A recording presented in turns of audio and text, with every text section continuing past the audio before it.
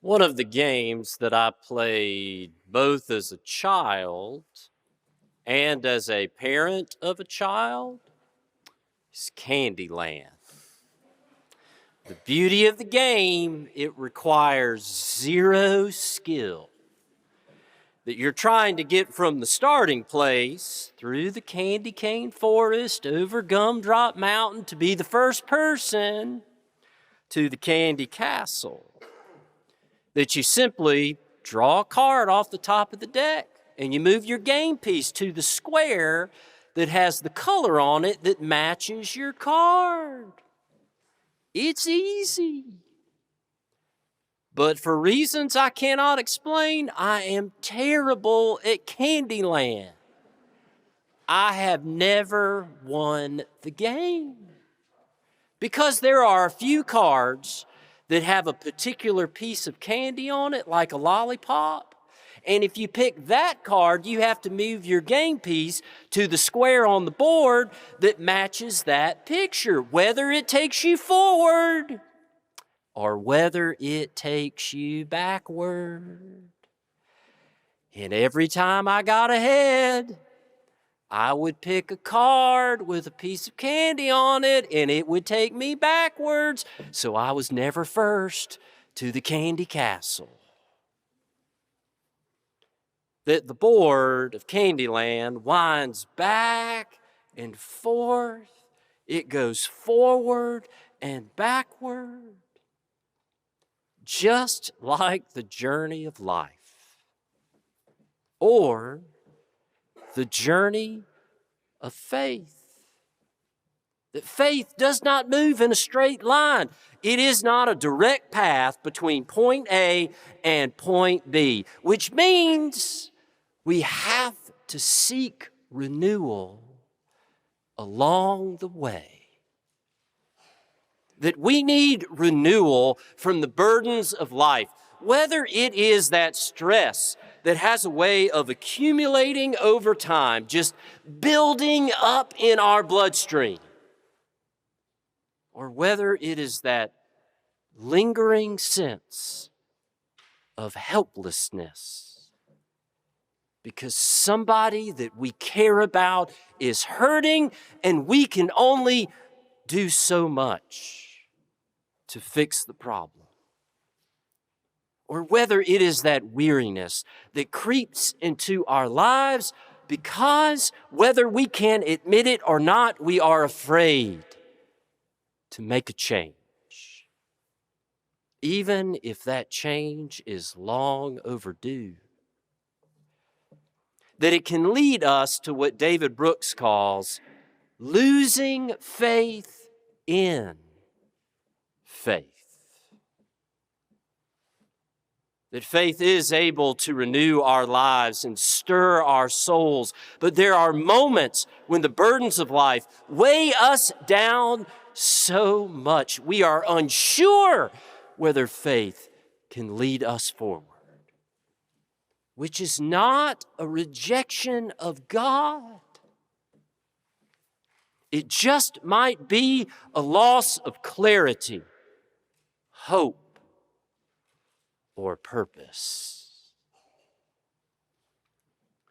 It's why the shepherd in Psalm 23 leads us beside still waters.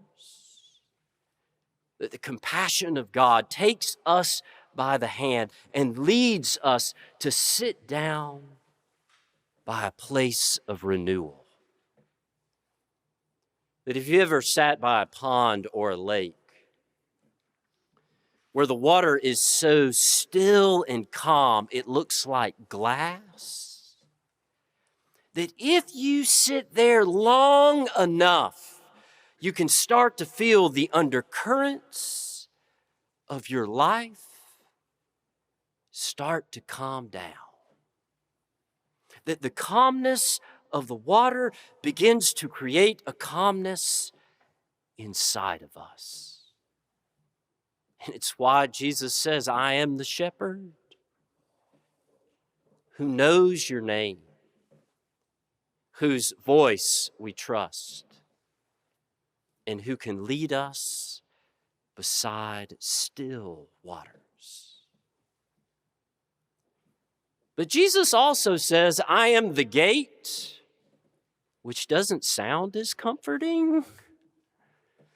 Because the gate not only keeps the bandit out, it feels like it keeps us in. In so much of our lives, we are trying to get out of gates, to climb over them to new frontiers that we cannot wait to grow up as fast as possible because we don't want a curfew and we don't want to eat our broccoli. And we want to graduate as fast as possible. We don't want to write the 10-page paper or do the assigned reading by Thursday. And we want to advance in our career as fast as possible so that we're in charge and we can make all the decisions. But somewhere along the way, where life feels overwhelming, we discover the comfort of the gate.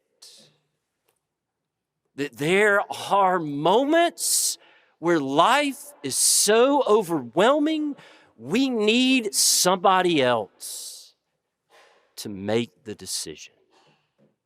For somebody else to have the responsibility. That the shepherd goes out to find us when we need to be found. And the gate holds us close. When we need to be held close, feeling is as if it will not let us go. That there are times when we need someone who will simply hold us close while we sit next to still waters. And we find those waters in the rhythms of the church. Whether it is the song or silence of worship, whether it is the confession or assurance of prayer, whether it is building or serving community. One of the stories which has meant a great deal to me over the years is by Ray Buckley. He is the interim director of the Center for Native American Spirituality and Christian Study. That he says, there once was a pool so calm and still, and all around it were hills, from the top of which you could look out and see the grand ocean. And you could look down and see the Long Man, the running river which connect the pool to the ocean. And next to the pool was the Old One, this tall and impressive oak tree that could see out far and wide, that the oak tree rarely ever spoke unless the wind would blow hard and rustle its leaves. That there was always quiet around the pool. And the quiet served as an invitation where people and animals would come and sit beside it and drink from its waters. But there were days when the wind would blow hard and the pool would feel the strength of the wind rustling the leaves of the Old One.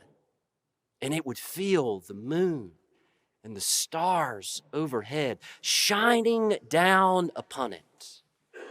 Or it would hear the running of the river just on the other side of the hills, or off in the distance, hear the roaring of the ocean and feel its great presence. And on those days, the pool felt rather small and insignificant.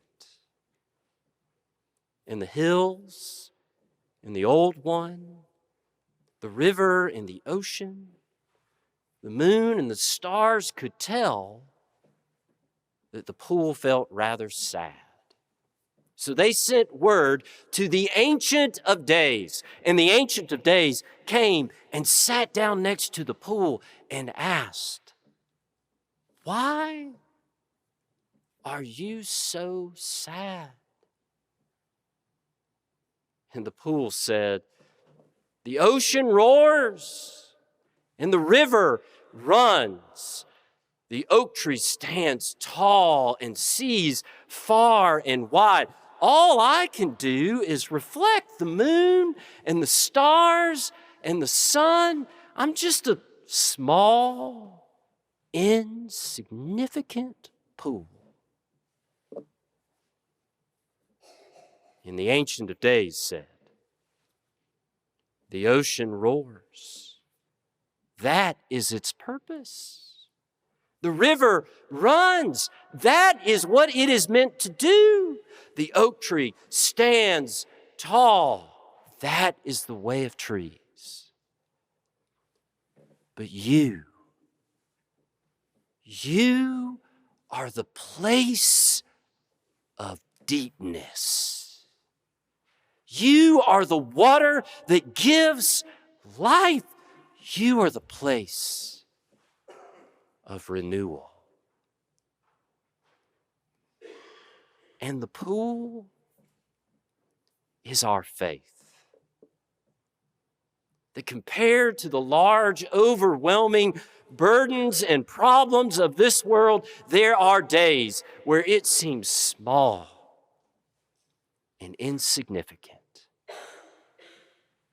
But it is the place of deepness. It is the place of comfort and calling.